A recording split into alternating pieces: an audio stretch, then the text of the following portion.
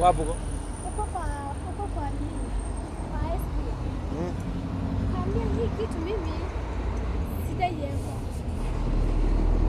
Ndani msiweke. Tuongee. Alikutana tukasema askari. Analia. Ni boss. Akaambia watu